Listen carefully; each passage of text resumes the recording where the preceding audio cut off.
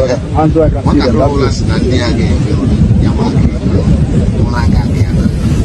Complete sector 3 clear so far. Yeah, just stay still. Thank you. Nothing in the pockets? Alright, relax. Ebe terrorist pụtara na Nigeria. Ndị bandit terrorist pụtara na Nigeria si na mmadụ aga ehi ha ụra. Ha nwa na onwe ke ha ga-ehi ụra. Akwụchọ ka m gwa gị ebe o mere. Achọ nke watch ya video na. Akwụchọ ka m gwa gị ebe o mere. M ga-agwa gị ebe o mere later. Because o nwezi ihe ndị anyị na-ekwesịghị nọ na-ekwuzi n'ihu akwụkwọ. Ekwesị a na-akpụrụ ha chọn na-akpụrụ ha ka okwụtụ na-akwụ because Nigerian media aga agwa gị ya. Nigerian media aga egosi gị ya. All the last thing Nigerian media aga egosi gị. Nigerian media aga egosi gị. O nwere ihe ndị na-agaghị egosi gị bet anyị nwa ga na-egosi gị ya. Gbalịa ọ na ihe anyị na-eme dị gị mma. Gbalịa na-like, na-share, na-comment. Follow. Place aka na follow button. Are very necessary. The first way to do that is to question and minimize the statistics. You will hear often, and this is what the Nigeria's foreign minister says, that there are no more Christians than Muslims that have been killed by terrorists. It's a lie. The truth is that over 60,000 Christians have been murdered by Boko Haram and Fulani jihadists since 2009. And the highest estimate of moderate Muslims killed in that time is 10,000. Now, there have been many other Muslims, especially killed by Boko Haram, before that. Moderate Muslims are also the enemy of Boko Haram. But Fulani jihadists have really concentrated on Christians. And they target Christian villages and schools, but they leave Muslim villages and schools untouched. The second way to deny genocide is to attack the motivations of the truth tellers. You dismiss the charges as products of election year politics in America or of anti-Islamic Christians for Africa. Listen, I've lived in Africa for at least 10 years. That is a racist argument, because what I know is Africans are among the best Christians in the world if you know Africans. And they're also among the best Muslims in the world, if you know Muslims. And I have lived in both Muslim and Christian countries. Fifth, you rationalize the deaths as a result of Nigerian history. You say the conflict between the Fulanis and other ethnic groups in Nigeria dates back over 2 centuries to the Sokoto Caliphate of Osman Dan Fodio in the early 19th century. So the Fulani Jihad is really just a continuation that you must expect. It was the Fulani who forcibly converted the Hausa and other northern Nigerians to Islam. And it was only really stopped by the British colonialism and Christian missionaries. Well, Boko Haram and Fulani basically are saying that this was colonialism, and they are simply carrying out a decolonization process. Excuse me. Get my shaky hands to work. I'll be 80 this summer. Amen. Sorry.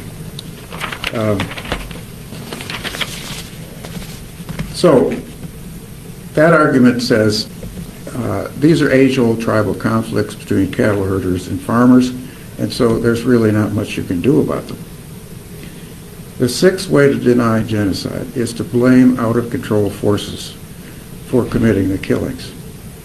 You claim that the killings are by bandits or undefined terrorists. Claim that their motivation is to profit from ransoms paid by families of kidnapped victims. Deny that there is any religious aspect to the genocide of Christians. This shifting of blame denies responsibility for the complicity of the Nigerian government. The success of the tactic is demonstrated in the absence of any UN Security Council resolutions or Human Rights Council resolutions condemning this genocide. The Nigerian government blames the killings on bandits and terrorists. Doesn't ever define religion or any of the other characteristics that show this is in fact a genocide.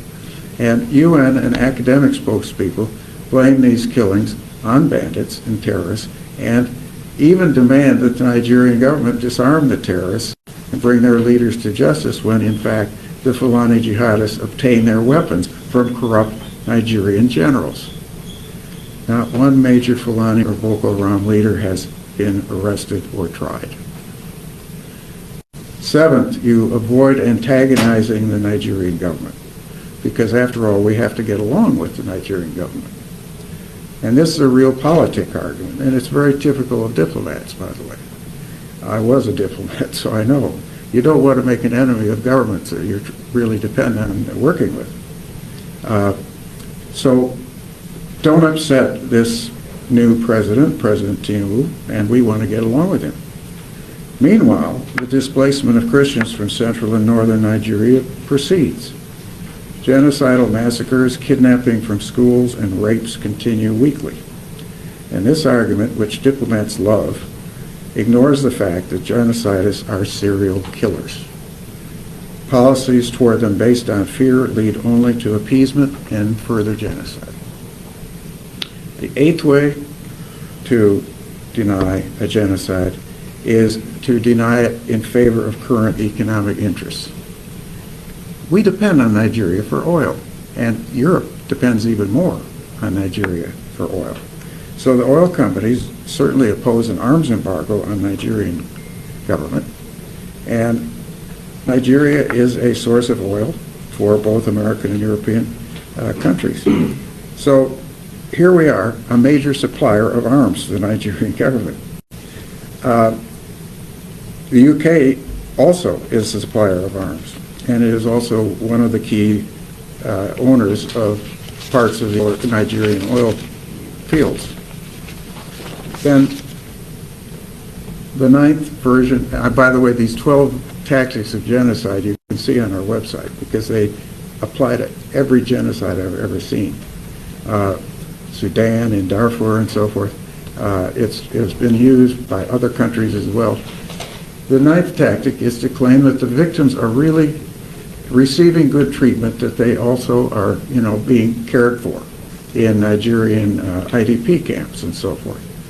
Well, unfortunately, that is not true, because unfortunately, these IDP camps are very unsafe. The 10th way, and I'm a lawyer, so this is the one that really hits me, is to deny that what's going on fits the definition of genocide. This is what I call definitionalism. It's very common among lawyers and policymakers and journalists. They want to avoid any implication that this genocide is happening, because, after all, is it really a genocide? Amnesty International won't call it that, and nor will the UN Secretary General or the European Union. So here are some of the problems with it. First of all, there's a common misconception that a finding of genocide would legally require action to suppress it. Unfortunately, the Genocide Convention doesn't demand that. It was what kept us from realizing it was a genocide for 3 months during the beginning of the Rwandan genocide. I was in the State Department then, and denial was just rampant. They refused to call it a genocide for over 3 months. That's well known now. That's part of it. They thought they'd have to act if they had called it that. But there's no legal compulsion to act. Secondly, in the denial, you have this misconception that genocide always means all or none. In other words, that only genocides of the whole, where you're trying to kill everybody in a group, qualify as genocides. But that is not true. The Genocide Convention itself says the genocide is the intentional destruction in whole or in part of a national, ethnic, racial, or religious group as such.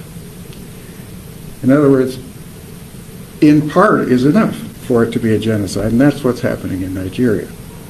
And in fact, one of the types of genocide is what we call genocide by attrition, where, in other words, the genocide isn't instantaneous, it happens over time. And in fact, that's what's happening in Nigeria. Helen Fine, a really great theorist about genocide, says it is the most common type of genocide. We also have a problem with this word, genocide, because it has, ever since Milosevic, been replaced many places by the term ethnic cleansing, which was, it was a euphemism that Milosevic invented to cover up genocide in Bosnia. And this whole term is common enough that you see it used more in news articles now than the word genocide. In fact, there is no law against ethnic cleansing. There is no treaty against it. There is a treaty against genocide. And in fact, what we found, and we've done an empirical study of this, is whenever the term genocide is the dominant term used to describe a situation, there will not be forceful action to stop it. But as soon as the term genocide becomes the dominant term, and you can read an article that we wrote about this, as soon as genocide becomes the dominant term, then it makes forceful action to stop it possible. And that is in fact what happened finally when we recognized that, for instance, in Kosovo, when David Sheffer called it genocide, near the beginning of it, suddenly we were bombing Belgrade, and Serbia surrendered. That is the type of action that is needed here. We don't need bombing, by the way, in this case. I would strongly argue against it, because you can't defeat a terrorist genocide using bombing. You have to have people on the ground, and they have to defeat it on the ground. And that is why really stopping this is up to Nigerians. It is not up to us, it's up to Nigerians, and we have to support them.